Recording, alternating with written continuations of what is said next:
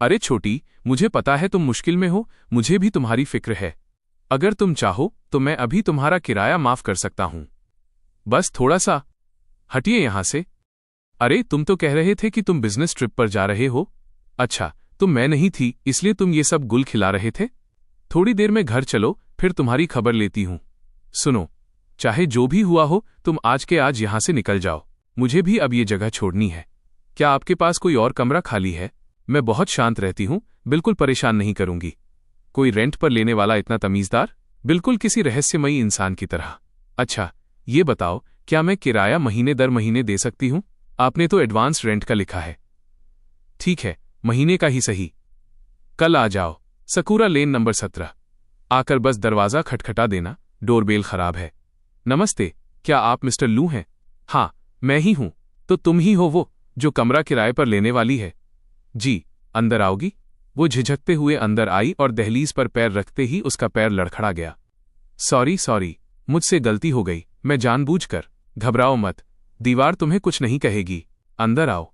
मैं आगे बढ़ा और उसने बहुत संकोच के साथ कदम बढ़ाए। उसके कैनवस शूज पूरी तरह से भीग चुके थे। जूते उतारने की जरूरत नहीं है, सीधे आ जाओ। ये रहा कमरा, यहां धूप बहुत अच्छी आती है। देखो, खिड़की के ठीक बाहर सकूरा का पेड़ है। मैंने देखा कि उसकी आंखों में एक अजीब सी चमक आ गई। इससे पहले तो वो सिर झुकाए खड़ी थी, पर अब उसने चेहरे पर हल्की सी मुस्कान के साथ खिड़की की तरफ देखा। कैसा लगा? उसने फौरन खुद को संभाल लिया और फिर से नीचे देखने लगी। बहुत अच्छा है। किराया 1000 है, 1 महीने का एडवांस। नियम सुन लो, न कोई पालतू जानवर, न कोई दोस्त रात को रुकेगा और रात 10 बजे के बाद शोर नहीं। मंजूर है? उसके कंधे थोड़े तन गए। वो क्या 800 में हो सकता है? 850, इससे कम 1 रुपया नहीं। सच में? मजाक कर रहा था। 850 ठीक है, वरना रहने दो। जी, बिल्कुल मंजूर है। Thank you so much.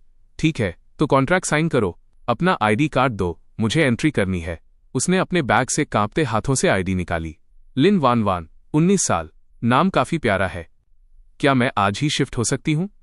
तुम्हारी मर्जी। सामान ज्यादा नहीं है तो आसान होगा। चाबियां उसे थमा दी।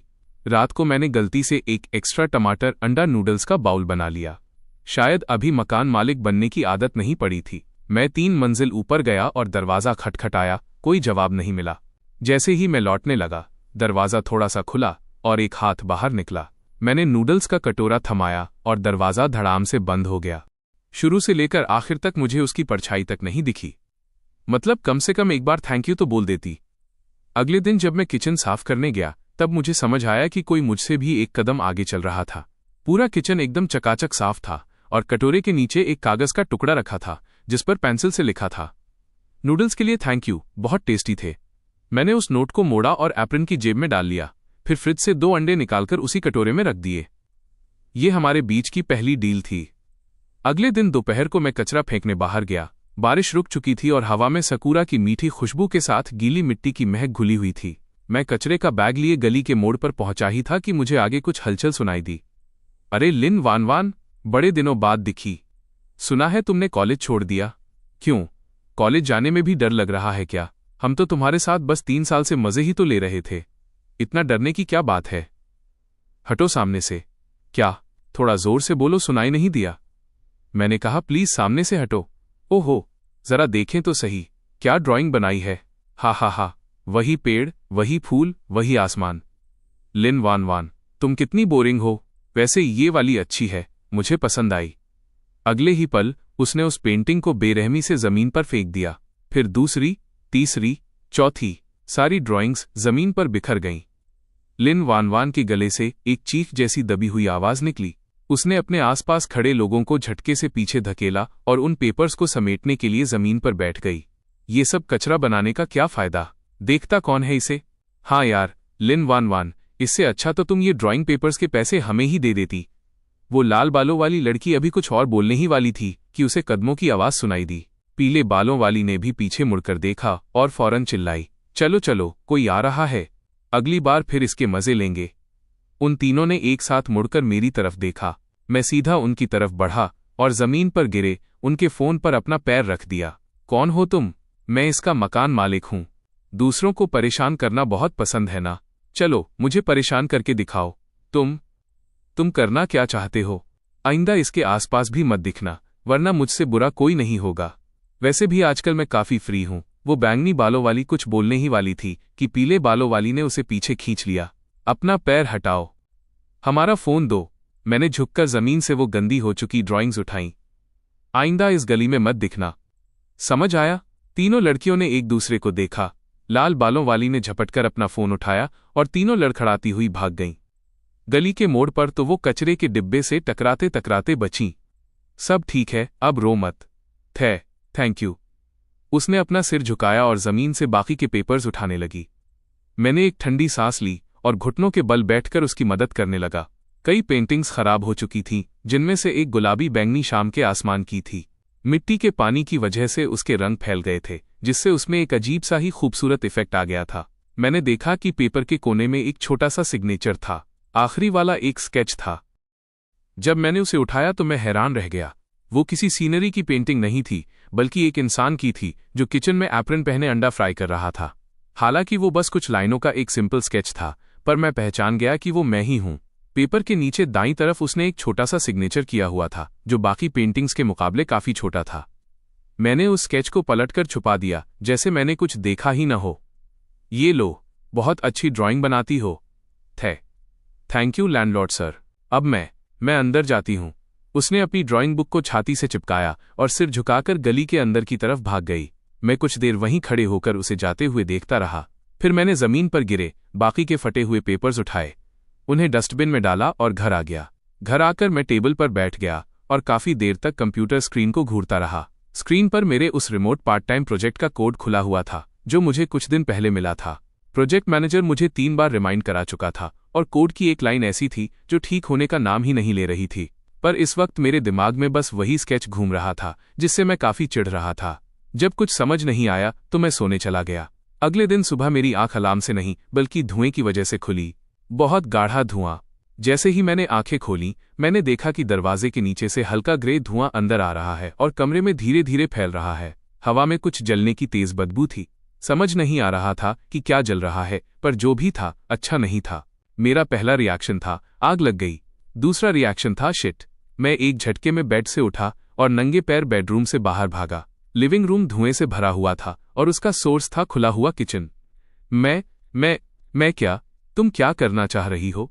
मेरा घर फूंकने का इरादा है क्या? सॉरी, मैं तो बस कल आपके नूडल्स बहुत अच्छे थे, इसलिए मैं आपके लिए ब्रेकफास्ट बनाना चाहती थी ताकि आपका एहसास चुका सकूं। एहसास चुकाना चाहती थी या मुझे जहर देना चाहती थी? नहीं, ये असल में एग पैनकेक होना चाहिए था, पर वो आटा शायद कुछ ठीक नहीं था। मैंने पानी बंद किया और मुड़कर उसे देखा। उसके बाईं भौं पर आटे का निशान था और दाईं गाल पर आंख के कोने से लेकर ठुड्डी तक काले रंग की राख लगी हुई थी, बिल्कुल किसी बिल्ली के बच्चे जैसी जो अभी अभी चूल्हे से बाहर निकला हो। मैं खुद को रोक नहीं पाया और हंस पड़ा। वो हैरान रह गई। ये पहली बार था जब उसने मुझे हंसते हुए देखा था, और शायद पहली बार मुझे भी लगा कि ये सब कितना अजीब और मजेदार है। चलो ठीक है, अब अपने हाथ दिखाओ, कहीं जले तो नहीं? नहीं, सच में नहीं जले तो छुपा क्यों रही हो? हाथ आगे करो। उसकी उंगलियों की खाल लाल हो चुकी थी। मैंने कहा, इसे तुम कह रही हो कि नहीं जले? वह चुप हो गई। मैंने एक ठंडी सांस ली, लिविंग रूम के मेडिकल बॉक्स से बर्न क्रीम निकाली और उसकी उंगलियों पर लगाने लगा। हाथ इधर लाओ। मेरी हथेली में उसकी उंगलियां हल्की सी कांप रही थीं और उसकी उंगलियों के पोर बिल्कुल ठंडे थे। आइंदा से किचन में कदम भी मत रखना। सुन लिया, पर कोई परवर नहीं। ब्रेकफास्ट और डिनर मैं बनाऊंगा, तुम बस बर्तन साफ करोगी। इसके बदले किराए में 50 रुपए कम हो जाएंगे, पर मेरा 850 तो पहले से ही बहुत कम है। तुम साफ करोगी या नहीं? करूंगी। ठीक है। ब्रेकफास्ट में एग फ्राइड राइस बनेगा। यहीं रुको। वो सॉरी, ये तुम्हारे खाते में जुड़ेगा। अगले महीने के किराए से काट लूंगा। वो पैन जब खरीदा था तो 120 का था, पुराना होने के हिसाब से तुम्हारे 68 रुपए बनते हैं। Thank you. आप जो किराया कम कर रहे हैं, मुझे सब पता है। कल आपने जो 850 कहा था वो भी जानबूझकर कम किया था। तुम्हें लगता है तुम्हारा किराया सबसे कम है? ऊपर जो 100 किलो का मोटू रहता है, उसने 3 दिन तक मेरा सिर खाया था, पर मैंने 900 से 1 रुपया कम नहीं किया। तुम्हारी क्या हालत है, तुम्हें खुद नहीं पता? अब ऐसे पागलों की तरह हंस क्यों रही हो? जाओ लिविंग रूम में वेट करो। जी ठीक है। Thank you landlord sir. उसके बाद से किचन हमारे बीच एक अजीब सी तय जगह बन गया। मैंने उसे किचन के अंदर आने से मना किया था, पर दरवाजे पर रुकने से नहीं। रोज शाम को करीब 5:30 बजे जब मैं एप्रन बांधकर चावल धोने और सब्जियां काटने लगता, तो वो तीसरी मंजिल से नीचे आ जाती और किचन के दरवाजे पर रखी लकड़ी की कुर्सी पर बैठ जाती। मैंने उस कुर्सी का नाम सुपरवाइजर की सीट रख दिया था। वो कभी अंदर नहीं आती थी, बस दरवाजे पर अपने घुटनों को समेटकर बैठ जाती और चुपचाप मुझे खाना बनाते देखती।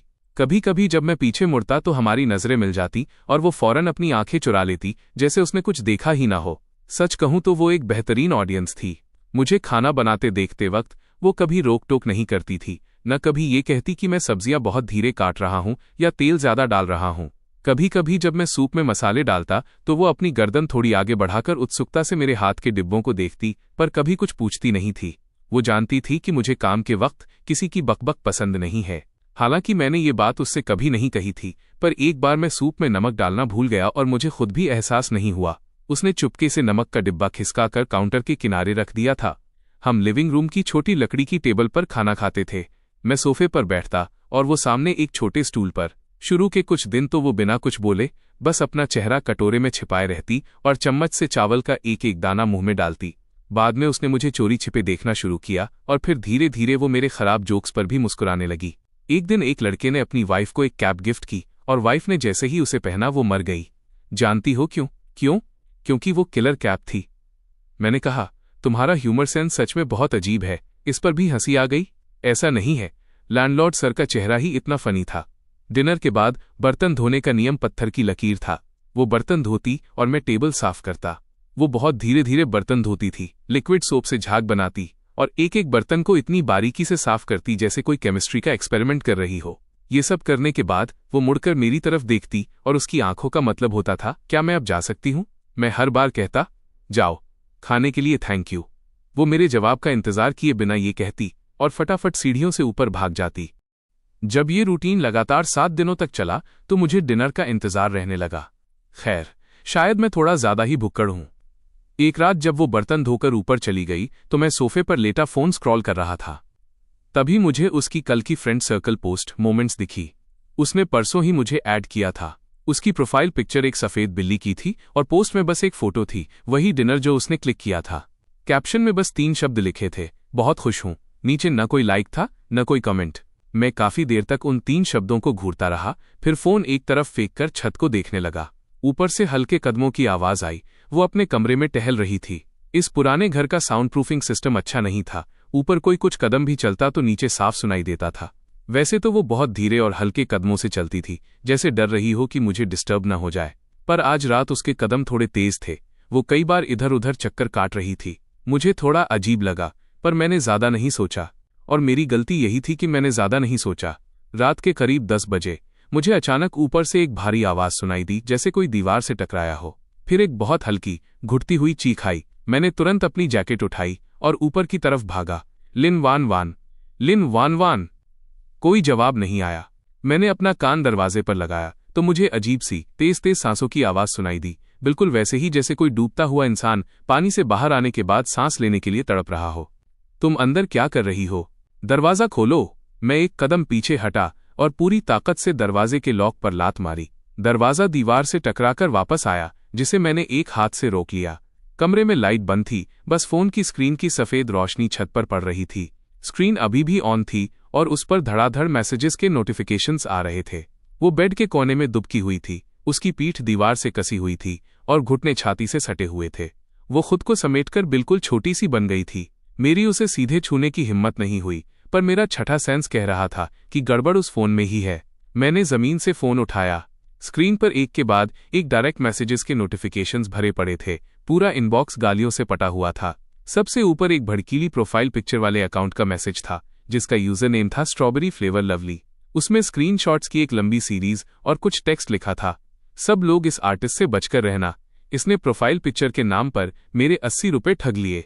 मैंने फोन की स्क्रीन बंद करके उसे एक तरफ फेंका, नीचे झुका और बहुत आराम से अपना हाथ आगे बढ़ाकर उसके कंधे को छुआ। वो बुरी तरह चौंक गई और उसके गले से एक दबी हुई चीख निकली।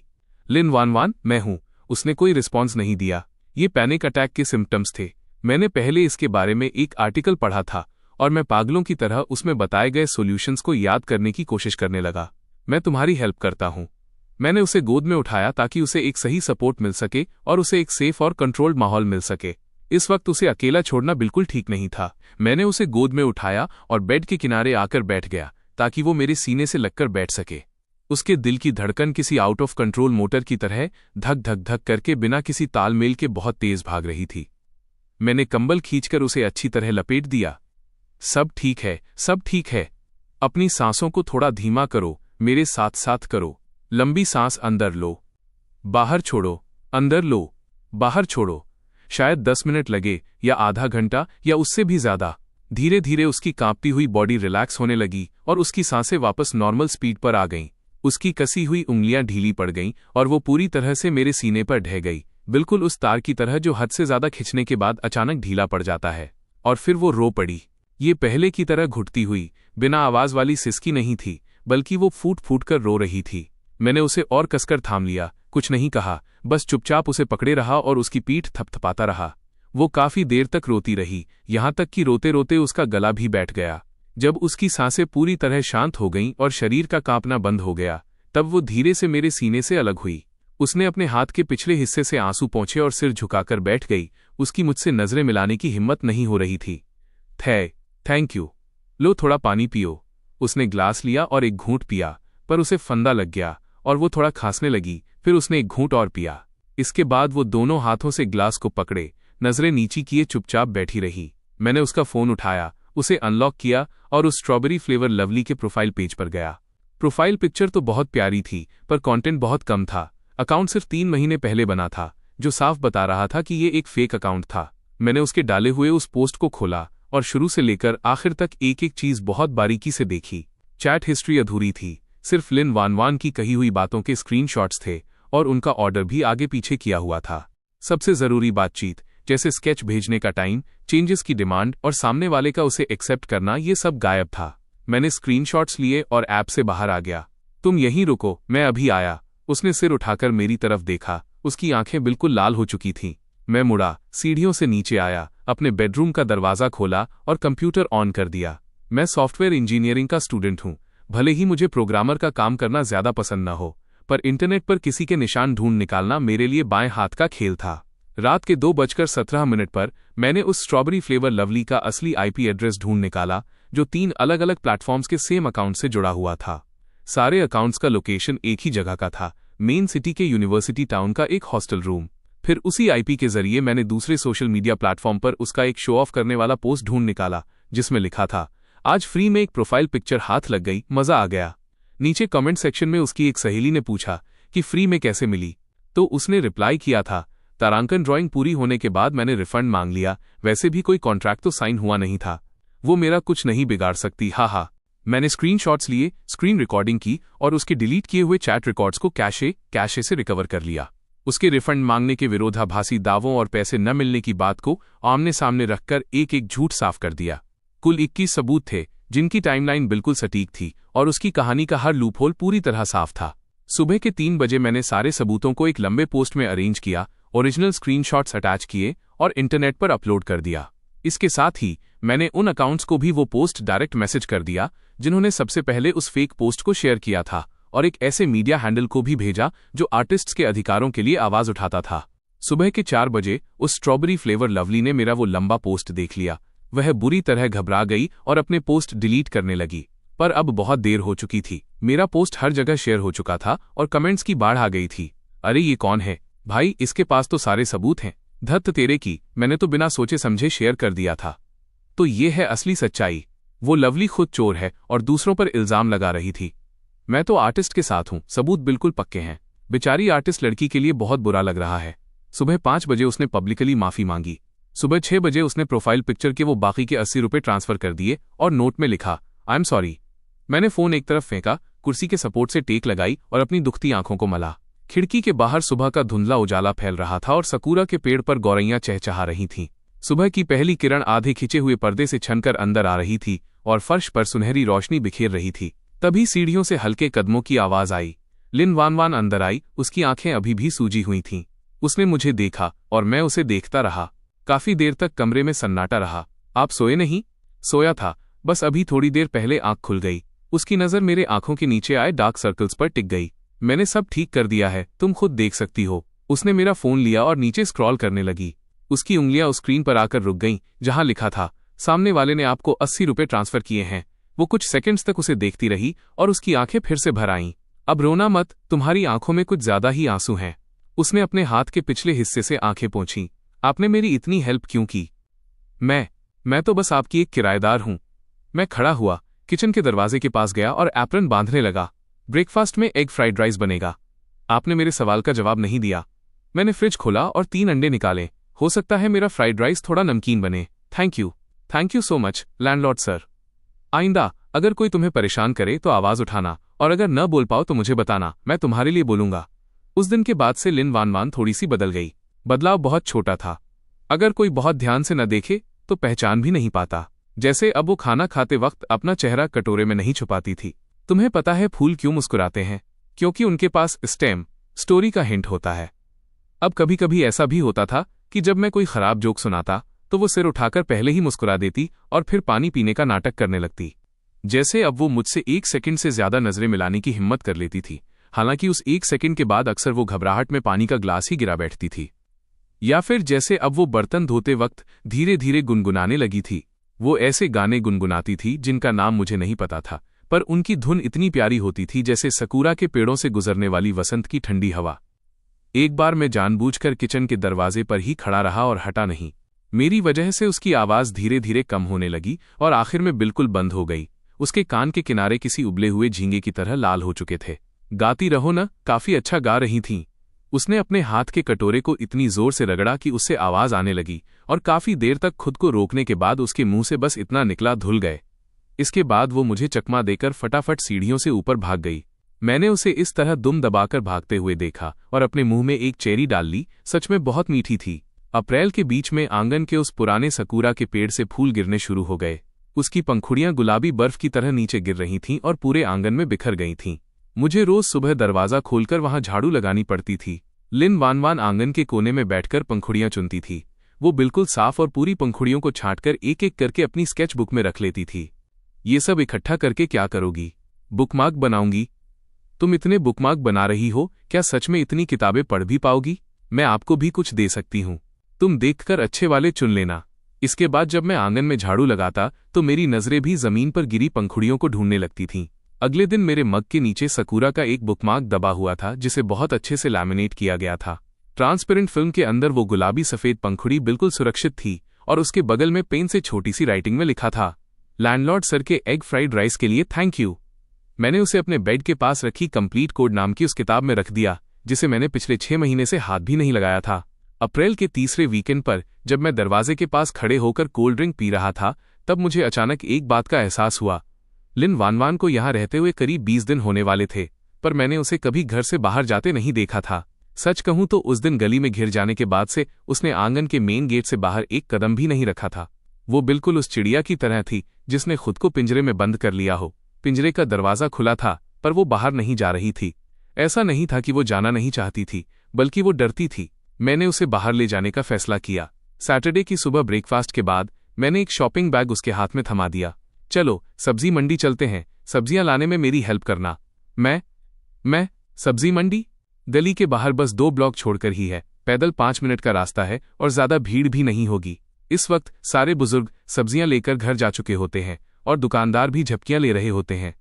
वो अभी भी किचन के दरवाजे पर खड़ी थी और बाहर जाने का फैसला नहीं कर पा रही थी। मैं तुम्हें बाहर मिलने वाले रोस्टेड चेस्टनट खिलाऊंगा। उसकी आंखों में थोड़ी हलचल हुई, जैसे वो कोई बड़ा फैसला ले रही हो। चलो भी लिन वान वान, तुम जिंदगी भर घर के अंदर बंद नहीं रह सकती। अगर तुम्हें सच में बहुत डर लग रहा है तो तुम मेरी जैकेट का कोना पकड़ सकती हो। 5 सेकंड के सन्नाटे के बाद आखिरकार उसने अपना पहला कदम बाहर की तरफ बढ़ा ही दिया।